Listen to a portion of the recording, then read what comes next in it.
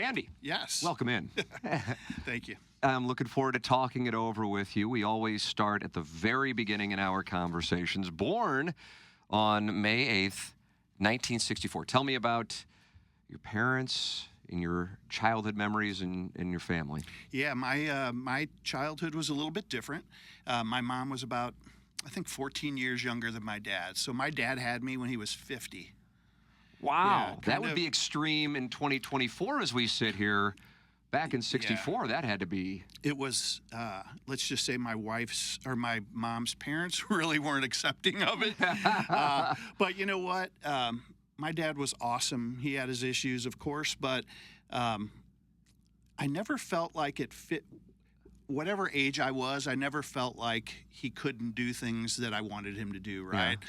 Played Little League, baseball, sports. He was always there. My only regret is, when you have someone at 50, you're only going to be around for so long, right? So I've been without my dad a long time, and I just wish I had that somebody, like I try to be to my sons. Of course. Yeah. Of course. It's totally understandable. Yeah. When you think of your parents, you mentioned the 14-year age gap. What personality traits spring to mind? Well, I think with my mother, I get some great emotion. Yeah. I'm a really emotional person. Yeah. She was like that, and she was a ton of fun. And if you ask my wife, I can be kind of dingy like her sometimes. I feel like I'm really smart when it comes to work and business, but street smarts not so much. And my dad is just he was one of the kindest human beings ever. Like, he would do things for my mother that I wish I did for my wife. Yeah. So I just think I got a combination of both of them. Yeah. Yeah. What was your early childhood like? Where were you growing up? Yeah, I grew up in, when I was born, we were like in Dogtown, really small house, couple room house. We didn't have a ton of money. We were, poor, I guess, for a better word. And then, unfortunately, my grandparents passed away, and my mom was gifted their house. So we moved to U City. Okay. Great area. Loved my childhood. Guys of my age will say we go out and played all day, and when the lights come on, we'd go home, and we'd had nothing to worry about, right? It was just those kind of days, a lot different than today. So, my sister was great to me. She's 5 years older than me, but she wasn't one of those sisters that never wanted me around. She took me to my first concert. She let me hang around. We rode bikes together. So it was that, and playing sports was my childhood. What were you playing all the time? Just baseball. Baseball, yeah. Started out as a little dude playing baseball and played through high school. Could have played in college, made a bad decision, didn't go. But if I wouldn't have made that decision, I probably wouldn't have met my bride. So I'm happy about it. It all turned out. There's a trade-off. There is a trade-off, and I wouldn't trade it for the world. So now I'm going to delve into this. So the baseball, so you must have been pretty good. They don't just I was decent. Had a couple offers. In high school? Yeah, I was playing in high school at U City. Yeah. Like I said, threw a no-hitter. That was kind of my career highlight. So what are you talking? Is that a 7-inning no-hitter? 7-inning no-hitter. Yeah. So were you, as you were approaching, we're heading out for the 7th inning? How are you? Do you recall what you were thinking? I do recall. Were people leaving you alone, not talking to you? People were leaving me alone. Even at that age, kids kind of knew, don't mess around with you. And it was a weird day because a lot of times my friends didn't come watch. I mean, they didn't want to come watch baseball after school. But I did have a couple friends there. And let me just say that afterwards, we celebrated pretty well. Nice. Yeah, it was a very nice evening. They took good care of me. Yeah. Oh, that's awesome. So as you're playing, you're clearly pretty good at the very least. You can't just show up and throw a no-hitter. Yeah. So what is the decision that you had to make? Yeah, back then... my parents, they worked hard. They weren't around all the time, right? So I didn't have the guidance that I really wish I had. And, I had a chance to go play, but I didn't. I wanted to stick around for a girl, right? Like, here we are. I'm, 18 years old, and I just made a dumb decision. That didn't, of course, work out because we were so young, and I didn't have a chance to continue my career. Where could you have gone? Where would you have gone? There were a couple junior colleges here. There was a college in Oklahoma. Yeah. Do I regret it? Sure I do. It's part of my life. But who knows where that would have taken me, right? And right now I know where I am, and I wouldn't change a thing. Yeah. So, yeah. So you said had you gone, you don't meet your wife. Yes. So how did you meet your wife and when? Yeah, so I tried to go to Mizzou back in the day when I graduated in '82. I was not mature enough to do that, right? I partied a lot, had a lot of friends, social butterfly, for lack of a better term. And I forgot one thing, and that was going to class, right? So you can only last so long if you don't go to class. So I think I made it a semester, and then I was like, yeah, this isn't going so well. So I moved back home. When I moved back home, I got a job in Clayton. There was an old store there called Dolgen's. Don't even know if you remember it. It's for some reason I kind of feel it's like like I a do. department store. Yeah. It's been gone forever. But I was working in the warehouse just to make some money. And one day, I'll never forget it, I looked through there. The warehouse had a window where you could look onto the floor, and you could see the cashiers. And I looked out, and I saw this person in a beautiful red dress at the cashier, and I thought, I'm going to talk to her. Yeah, so that's kind of how I met her. We went out a few times, and it just started to grow from there. Well, how'd you approach? Yeah. This is great. I mean, you identify a target and off we go. I mean, what's your move? I think that we had some similar friends, and we ended up just kind of having a discussion or a conversation, and then it just kind of one thing led to another. Don't remember the entire story, but we went down a couple places together, and then from then on we've been together. How about that? Yeah, that's a good long run. 40 years in July, dude. So it's been would I recommend somebody at 20 and 18 getting married? Probably not. I would have killed my kids for doing that. Most people at those ages grow apart. We grew together, and we stuck it out, right? Yeah. Through good times and tough times. And but there was something about seeing her on that floor that day in that red dress that made me go, yeah, I got to talk to this person. That's awesome. Yeah. So being married for 40 years. Yeah.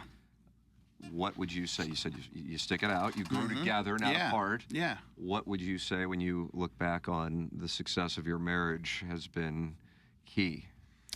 Yeah. Because your boys will listen to this. Absolutely. Friends and family may watch this. Yeah. You can give some wisdom here. Yeah. There's I wish I could say communications, because I'm not a great communicator with her, and we've struggled with that for all of our years. But my wife really taught me what love is about, right? And she taught me how to care for other people and how to respect other people, how to be a great parent. So I would say just stick-to-itiveness, right? A lot of people have a couple rough days and they're ready to bail.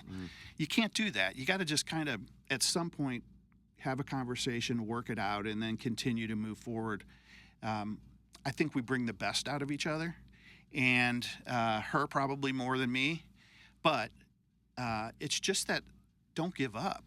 If you have a bad week, don't give up on it. There's so much more that you get out of being together for 40 years than if you're not, right? Like I can't tell you the great things that we've done together.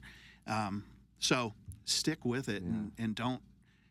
Nowadays, it's like this quick bail, and I don't get it, right? Like I couldn't imagine doing that. That's great counsel. Well, one of the things that you accomplished by being together for 40 years and sticking things out is a family. And tell me about your family. Yeah, so 39 years ago, we didn't wait long to have our child, which my mother would always check the dates of when I told her. She was trying to match things up? She was trying to make sure that we were married before the 9 months thing started to happen, because it was probably a month or two after that when my wife wound up pregnant. But to make it even tougher, I was in the military for 7 years, so my wife had to kind of help raise the kids when I was out at sea. I was in the Navy. So 39 years ago, we had our first son in Bremerton, Washington, of all places, because my ship was stationed there. Had another one a few years later in San Diego, and my final son was born here in St. Louis. So I forgot the question. I'm just rambling. No, I'm asking about becoming a father. Yeah, it's, 39 years later, and I still remember the moment when I held my first son and looked into his face and his eyes, and it's one of the greatest things, and as you know, that you'll ever see or take part in. So I've coached my kids in baseball. I've done all that with them. I've watched them grow from little guys up until college, and now that they're 2 of the 3 are married and I have grandkids, there's nothing like it, right? Like watching them go through all phases of their life and being there for them to assist them during all that, like getting that advice, even though maybe my advice isn't always great because I had no really guidance back in the day. Mm-hmm. Just trying to do my best to give them my opinion and to lead them in the right direction. And knock on wood, so far that's worked. What are some of the things that you and Michelle wanted to instill in your children, or as you went along, you found that became important in how you raised them? Yeah, just really being good people, right? Like doing things for no reason for someone is something that we, believe in, right? And just making them good people, good husbands. When my 2 sons got married, I kind of wrote them a list and read it to them on their wedding day of, here are some things that I believe as a man and as a person you can do. Be better than me in these areas and really work at it. So just being great people, being kind to other people, being hard workers. I love my kids for that. Like I think they get that from both their mom and myself. We both have worked really hard and have come from nothing. Not that we're great, but I'm a partial owner of an ad agency, and my wife's a director of marketing. She's had a great career at a lot of places. And they take that same work ethic, and they're doing really well. So, I don't like to pat ourselves on the back too much, but I feel like that work ethic part of it has really come from us. That's a great trait to pass forward. Yeah, That's for sure. Great trait to pass forward. You mentioned your time in the Navy. How did that come to pass?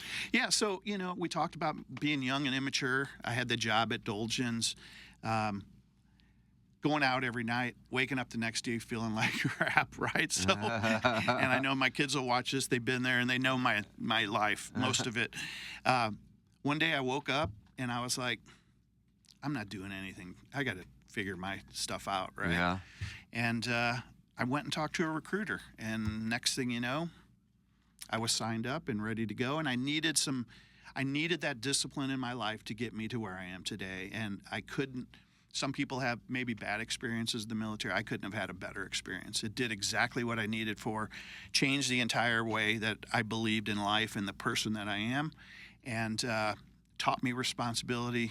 I could not show up for work there, right? Yeah. So it made me even more patriotic than I am, and for that, I'm always grateful to the military for that. Yeah. So along those lines, why did it turn you into the person you became? Yeah, like I said, it just kind of gave me responsibility. It gave me a purpose. Mm-hmm. I had no purpose when I was waking up at 2 p.m. on a Wednesday with nothing to do. Yeah. Right? Like, how many times can we go out? Yeah. So I'll give myself some credit. I don't know why that one day I woke up and said I got to make a change. Yeah, that's a pronounced and I'll moment. never forget it. I was laying in bed and I'm probably hungover or whatever, and I'm like, this is not fun anymore. Yeah. Something, something said you got to do something. So, and my work ethic took over. I went in the military and I did great, and I moved up and I stayed in 7 years. I was on an aircraft carrier, and then I worked for an admiral on the West Coast for all of the amphibious ships, which was fun. But it taught me, like, get your act together and work hard. And if you do work hard, you're going to see the benefits of it. And I met some really great people, some really salt of the earth type people, right? Nobody that was worried about how much money they had or what they owned or what their, what they could buy or what car they drove. It was just people that were trying to better themselves and people that trying to make a difference in the United States. And for that, I'll never forget that, right? Like it's, you don't often meet those people. You said it grew your patriotism. Yeah. How and why? That's a great question. I love this country. I always Did you feel that way going back to 84? It probably didn't even occur to me. I was young and dumb and doing my thing. Right. And when I got in, I've always, I think one thing that I liked baseball and coaching for is I like being part of a team. Now that's a team to be part of, right? Yeah. The United States Navy. Yeah. And working with 5,000 dudes on a ship, you really find out what life is all about. Right. And every day is a Sunday, right? Yeah. You never get a day off, and it's 12-hour days. So if you can go through that and then come out and you people that today that complain about hours, I'm like, You've never eaten Navy chow on an aircraft carrier. You've never had, 3 months at a time without a day off, and you've never worked 12 days, 7 days a week. So I don't, I sound like the old dude now, but I don't really want to hear it because I've been there and I've done it. As far as the patriotism, wearing the uniform with the medals that I've earned on it, it just does something to you, right? Like, and other people that have the same beliefs are doing the same thing alongside of you. It just creates that kind of environment and patriotic view for most of us. Understandable. Yeah. What were some of the experiences you had while in the Navy that stand out to you? I've been to a lot of places. I mean, I was only in 7 years. I had to make a decision whether it was, Navy, you go in 4 years at sea, 4 years you have a sea or shore duty, which is kind of like a typical job, right? Mm-hmm. But after those 4 years, you got to go back to sea, and it just rotates. Mm-hmm. At that time, my wife and I, we had 2 sons, and it was my time to go back. So it was either, if I went back, I would have been at 11 years, stay in for the whole time and retire, or get out at 7, and that would be it. I chose to get out, only because my wife, I can't leave her with the kids all the time, right? And it's just not fair. And at that point, I wasn't in long enough to worry about retiring, so I felt like it was a good time to make the move and get out. And so that's kind of what I did. Yeah. I see that you went to French Polynesia. Yeah. Bora Bora. Just recently. So this was not a Navy base. No, the Navy. I went to places like Singapore and Japan and Korea and Canada and. Where else did we go? Hawaii. So I went to a lot of cool places back in the day, and it's always great to see other cultures. Yeah. Right? So really enjoyed those times. Favorite place you've been to?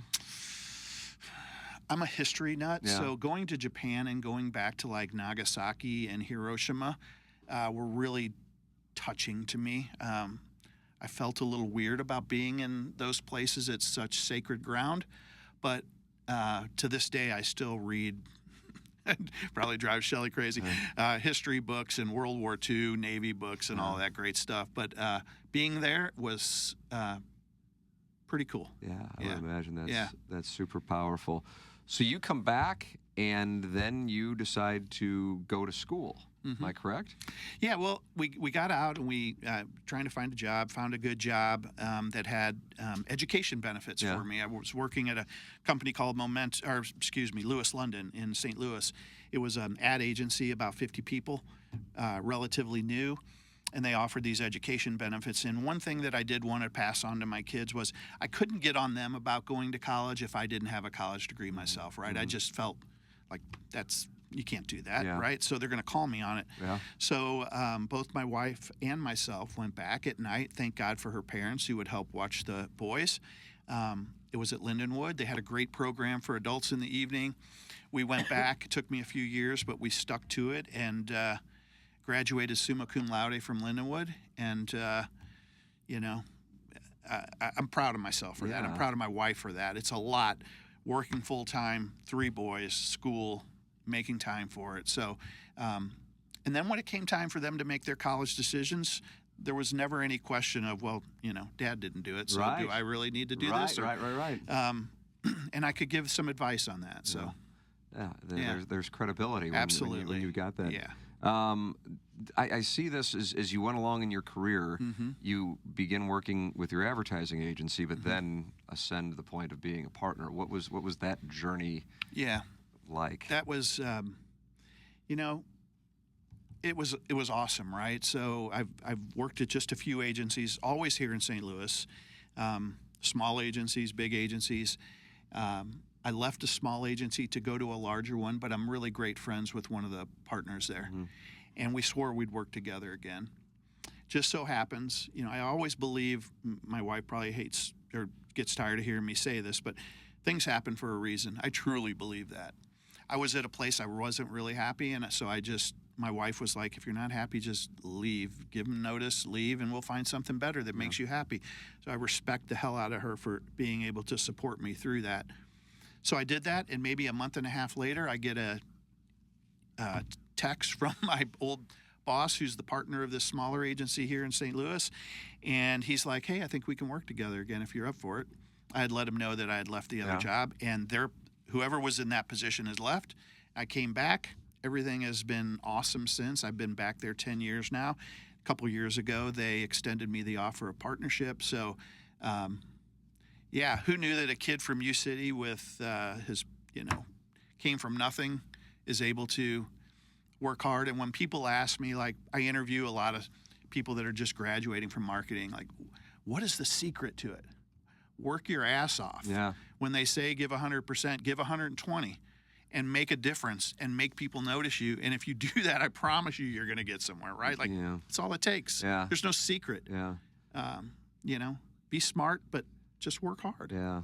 It's amazing how, as simple as it sounds, how not many will necessarily follow that route. Yeah, and that's unfortunate because it really is the one thing that will separate you from somebody else. If you see somebody else giving 100, give 120. And that's what I've always done, and it's never held me back. You have mentioned your love of the game of baseball, your involvement with it since a young age, and you've been coaching / managing throughout, ranging from what, your children's teams? Yeah, my kids' teams when they were young. I stopped coaching a few years ago because my son started having grandkids, and my coaching at that point was at 18-year-old guys, and we would be in tournaments every weekend, and it was a lot of fun. Don't get me wrong, I loved it. And my wife one day said, we kind of need you around here. We have these grandkids, and you're going to miss stuff. Yeah. And, of course, I was like, I totally hear you. So apprehensively, I left the game, but I've coached my kids from little league till they got to high school. Because they're going to watch this, I've always kind of, not always, but I've thought back about how I was as a parent at that point, and I felt like I was, unfortunately, the typical baseball dad or coach that just pushed their kids too much without enough praise, right? And I didn't know any better. Yeah. Now I know a lot better. When my son gets on his son now, who plays like coaches pitchers on I'm like, he's 6 years old. Leave him alone. Like, or you're going to take the game out of him, right? He's not going to enjoy it. So to them, I apologize if I pushed them too hard. I only wanted them to be the best, right? And some parents get that way, and I had nobody in my life except for my wife who, she left baseball to me to say, settle down, dude. Like, this isn't the World Series, and they're little, and they're trying their best. Yeah. So I would tell that to my sons, just keep an eye out for that. Once I was through that, I coached at U City High for a year or two. Oh, yeah. It was just, there was too conflicting of schedules between that and my job. So it was really hard to get out of the agency and go there and practice and then do games and stuff. But I always wanted to coach at my alma mater back at U City. Had a great time there. And then I moved on to Harris Stowe for a few years. There were a couple great guys that led that program, believe it or not, back in around 2011 or 12, I think it was. And they were a pretty decent team. And I just had a great time with those guys traveling around. And, when you're with 18 to 22-year-old kids, that the reason that I loved Harris Stowe was these are the guys that were like in their career point, they weren't going to Mizzou. Right. They had, like, this was the one place that they could play and continue playing college ball because they just loved the hell out of playing baseball. Yeah. And I just love those kind of guys. Yeah. They worked as hard as everybody else. Did we have the facilities or the budget? Hell no, we didn't have any of that stuff. Yeah. But for the love of the game, they played baseball and showed up to practice like any D1 team would do, right? Every day. Yeah. And it was amazing to see guys that love the game like that. Yeah, you had to love that as a baseball guy yourself.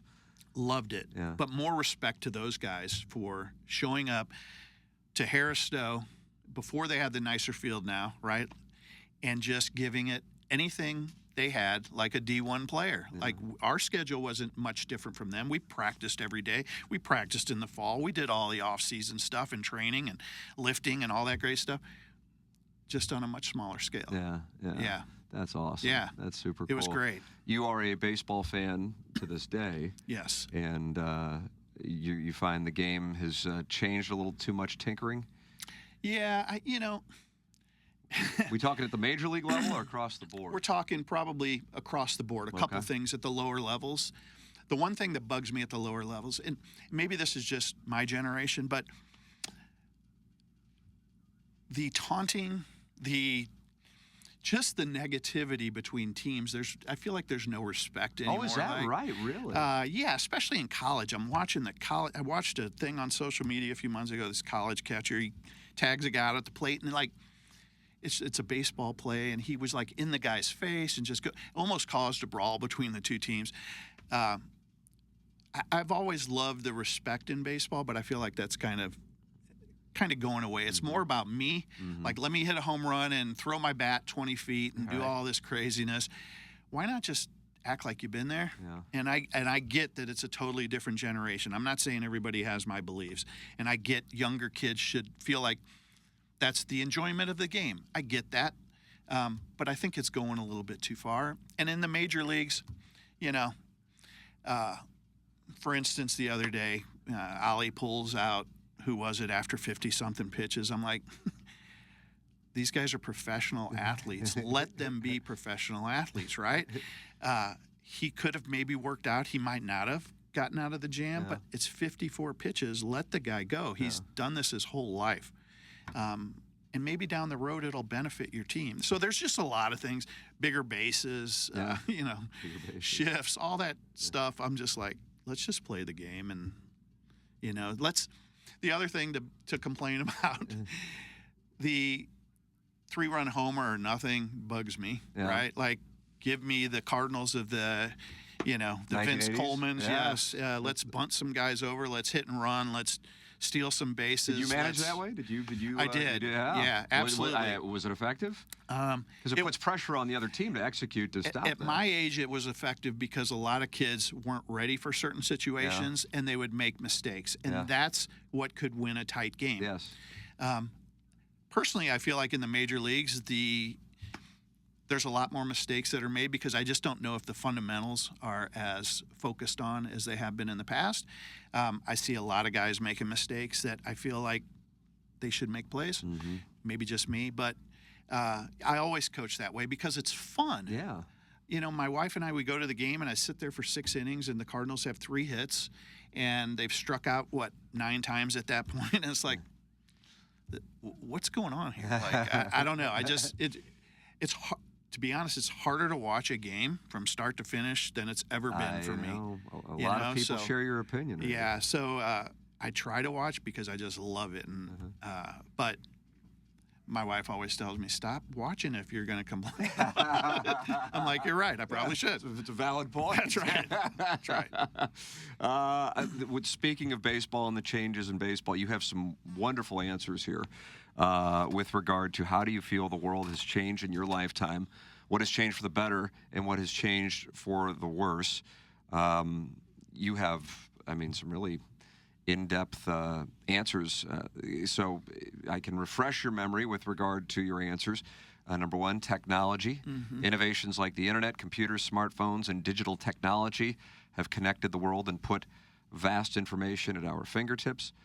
Some healthcare advancements, LGBTQ rights, increase in access to education, and new product innovation. Worse, politics, just brutal.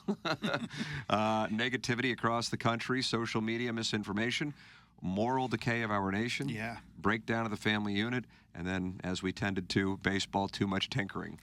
All of those, I think a lot of people would be on board with your perspective. So go ahead and expound, if you would. Yeah, I think, technology's great for us, right? Like, even at my age, I'm still pretty active in technology. I have to be, right? I run an agency. Right. I have to understand the latest platforms, technology, all of that great stuff. So I could have actually put that bullet in both categories, right? Like, sometimes technologies, when I go to dinner with my sons and their families and they're with their phones, and I'm like, maybe this isn't always great. So there's boundaries, right? But I see it as a much more positive than a negative.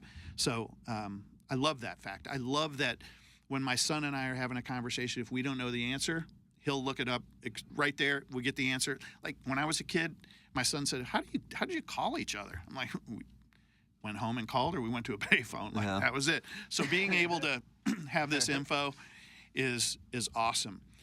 On the negative side, were there other positives? Positive technology, Yeah. healthcare advancements, Okay. LGBTQ rights, Yeah. increase in access to education, new product innovation. Yeah, it's all great stuff. LGBTQ stuff is great. I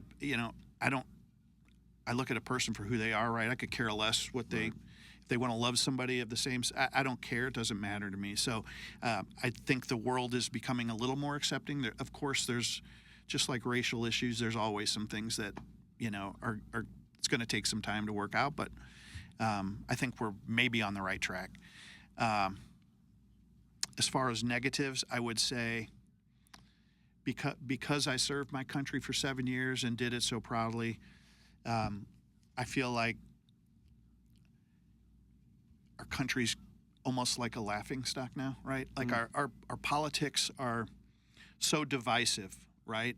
That you're either on one side firmly or on the other, and I've always just wondered why, if somebody has a different political view than I do, I have friends that were best of friends in high school. They don't even speak anymore because of their political issues. It's really sad because they grew up together and they were like, you couldn't take them apart from each other. Is that something that started within the last handful of years, or did that start 20 years ago? I think it started probably 10 years ago or so. Like the last couple elections has been just horrible, right? Like, if you have a different opinion than I have, then that's cool. Do your thing. Right. I'm not going to rule you out of my life because of that. And unfortunately, it's becoming so political, and on both sides, it's just no one is accepting of the other for whatever that belief is. Not saying you have to hang out with the person every day, but people have different views. Sure. And if it's just dragging us down, right? Like maybe I pay too much attention to social media, but I feel like it's negative. There's a lot of negativity. There's a lot of, I don't know. It's just, I just feel like our country overall, if you look back at some of the generations past to where we are now, how do we get that patriotism back, right? How do we get the love of this country back? How do we get, how do we stop seeing videos of people in our country pulling the American flag down and putting up a whatever flag, right? Like, it just sits wrong with me for who I am. Well, especially with and the uniform that I wore, exactly. right? You wore the uniform. It's tough for me to watch, honestly. I went to my son had a Memorial Day parade, or we just went to a couple months ago, or end of May, and it was a good parade, but it lasted maybe 10 minutes, and it was over in Illinois, small town in Illinois, and I'm like, shouldn't we, as a community or as businesses within this community, make an effort to have this parade so that we have more than 6 floats in it or 6 cars in it? Like, this is about what's happened in this country and the people that have given their lives for this, and we're treating it like it's nothing, basically. So I feel like it's just, we're kind of on a spiral down, and I'm hoping that at some point in my lifetime it'll bottom out. It'll bottom out. We'll bounce back, right? We have to be the leader in the world, and right now I don't think we're looked at that way, and it hurts me. Yeah, it's amazing because plenty of the people I interview, and some are in their 80s and 90s, but this is a constant when this topic comes up, is social media and how it's played a role in dividing the country, and that's one of their concerns as far as what they leave behind for their children, grandchildren, and great-grandchildren. And here you are, as a younger guy sitting there going, man, I served the country, and I'm disappointed, I guess, for lack of a better term. It's in what's great happened. term. Yeah. I am disappointed. I'm upset. It bugs me. It hurts me. We have such great things here, and we could be so awesome if we just get out of our way, right? It's kind of like St. Louis, right? I feel like we could be a great city, but somehow we just, between the city and county, we don't get out of our own way, and we see no progress. So something's got to change. Something's got to change. Yeah. You're exactly right.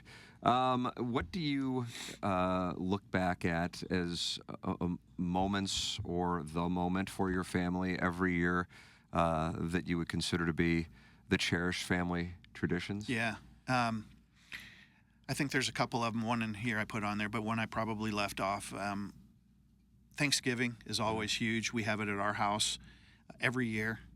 We have a great time. I just love watching all of our family at my house, right? And having dinner together, no phones, any of that craziness. And it's just nice to be thankful and to tell each other why we're thankful for each other. We need to do more of that. But it's just a great time. Mm-hmm. And then Christmas is at our house is amazing. My wife is one of the kindest, most giving persons ever, and doesn't care if she ever gets anything. She just wants to give to her kids and her grandkids. And to me, she's awesome. So they show up a couple days prior. We have a ton of fun. And then on, this is going to sound dumb, on Christmas morning, I don't know when this started, somehow we end up getting pickup from the Waffle House to bring back to our house, and the kids love it, and the grandkids love it. I know it's goofy, but hey, it's our thing.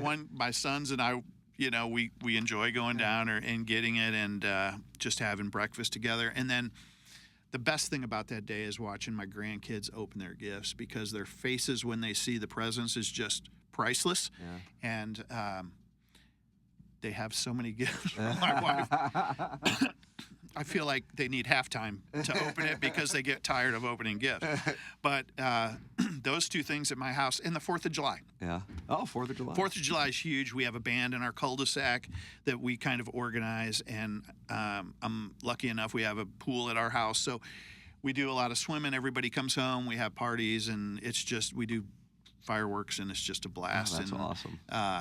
Yeah, so it's great. That's super cool. Yeah, it's awesome. We talked a little bit before we started, Randy, about your love of Missouri sports, as in the University of. Mm-hmm. Being a Missouri fan, same here. I know that that's a somewhat tortured existence, but at the moment, as you and I sit here, we have some hope for the football team. Yeah. Do you have a particular favorite Missouri football memory? Yeah, I guess my favorite would be, I'm bad with years. You're great with them. So there was a game where we played Oklahoma, and I don't remember what year, but the kickoff to us, we ran it back for John the touchdown. McAfee, 2010. I was in row 1. Oh, you were there. I was in row 1. The building shook, man. It did. It was incredible. I was there with 2 of my sons and one of their friends, and it was an amazing game. That was awesome. Yeah, that was the fake field goal game, I believe, too, where we scored a touchdown. I think it that was Nebraska. Was that Nebraska? This was Blaine Gabbert. There you Terrell go. Jackson. So both of those games were amazing. But after the game, we ran on the field. Yeah. And my sons, I forget the player, gave them a pair of gloves, and they just had the greatest time ever. But those were good ones. The era that we're in now, I wasn't sure about Drink. I don't know how you felt about him, but somehow he's selling the hell out of that program. Mm-hmm. My son called me the other day, and there was a thing on social media about him with the guitar. Yeah, the guitar. And he's like, this guy is the biggest dork, but he's doing something right? And I know he gets backed by NIL money, which is awesome for Mizzou. They're kind of on the forefront of that. But he is creating something there that, in my lifetime, I've never really seen. I mean, I love Pinkle, right? I love Pinkle. But this is becoming a little bit different. I agree with you. I was just saying this on our show on 101 ESPN, that usually when we would talk Missouri sports on that station in particular, it'd be like crickets, even if they were legitimately good. Yeah. And what I've noticed now, and this is just a phenomenon over the last 6 or 7 months, is people who are not Missouri fans are anxiously anticipating the upcoming season. Yeah. As a Missouri fan, I'm fearful that it won't live up to the expectations, and then it will let the air out of the balloon. But at the same time, if they can get to just the playoff, and we'll be in the first year of the playoff, that can get people in St. Louis who don't really have a football team to get on board, even if they didn't go to school there or have family ties there, and it can become more like an SEC school, and that you cheer for the school because you're from the state, not because you went to the school. Yeah. Exactly. Your first point is great. As a Mizzou fan, a tortured Mizzou fan, you're always waiting for something negative to happen, right? Yeah. So as we go into next year, I tell my sons all the time, don't start the 11-1 or 12-0. This is Mizzou, right? Like something is going to, knock on wood, it doesn't happen, but you always have that in the back of your mind. You've seen it and seen it and seen it. So, but I don't just cheer for football, right? I'm on board with basketball. Rough year, I get it last year. Hopefully things change. I think they will. They have a new baseball coach, had a rough first year in the SEC, but I listened to the guy speak a couple times, and I think he is a good person for this job. Like to see a little more fire from him, but I think he's got a plan, and I think he'll get us to where we need. Have to upgrade the facilities in baseball, of course, right but there. Softball. I'm sitting here on Saturdays watching. I watched that game softball. against Duke. Yeah. My sons are texting me. I'm like, "What's going on? We're watching Mizzou softball." And I'm getting texts from my sons, So I just want them to be successful in everything. I know it's not realistic, but there's been so many down years. Sure. It'd be nice to just have some success for a while. It's exciting. It's exciting to see people in the area get on board, even if they didn't go to school there. That's for certain. Tell me about the difference between becoming a father and becoming a grandfather. You talked about the amount of presence on Christmas morning. Yeah, that's an easy one. Yeah. My wife drills this into me every time I do the wrong thing. Don't be their parent, be their grandparent, which means I don't have to raise them, and all we should do with them is have fun. Yeah. So if they want cookies or ice cream at 9 in the morning, I'm not telling them no, because if I do, there'll be somebody behind me that will be saying, it's okay.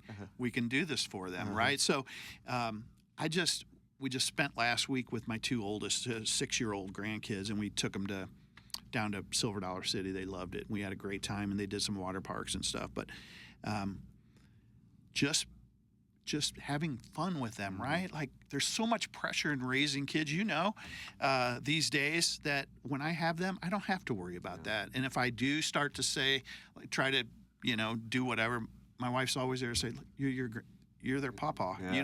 Papa, you don't have to do this. Yeah. You have kids to do this. Your son's going to do this. Just enjoy the time with them. So that's kind of what I try to do. And maybe it's a little overboard from my kids' point of view of like, hey, maybe don't give them all this sweets and junk. I don't really care. I mean, sorry, guys, I know you're watching, but I'm going to do what a papa should do, and that's what I feel like they should do. That's awesome. Yeah. I share the sentiment. I cannot wait to hear your answer to this question. It's our final question.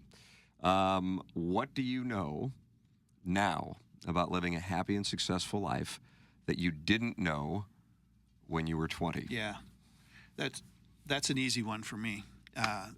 And you probably heard this answer before. My belief in family is the strongest that it's ever been in my life, right? Like, for my family, I would not be where I am without my wife, my kids pushing me, my grandkids making me happy, right? Like, and it's more of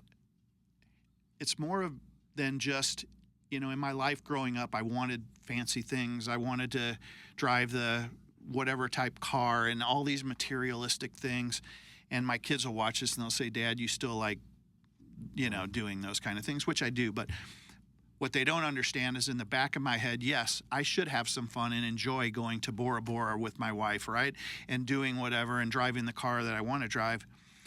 It's not what guides me, though, right? Like, I should be able to have some fun. But what guides me is making sure that I'm trying to be the best husband that I can be, the best father I can be, and the best papa I can be. And if I do that, and if everybody took that approach, I feel like if you started to think about that as a younger person, it would make your life different, right? So I think I put something in there. There was a final bullet about... Can you refresh? Embrace every moment wholeheartedly. Absolutely. The joys, the sorrows, the mundane, and the extraordinary. Yeah, I think people just maybe focus too much on the great things that go on, right? Except when you do that, you forget the little things that happen every day.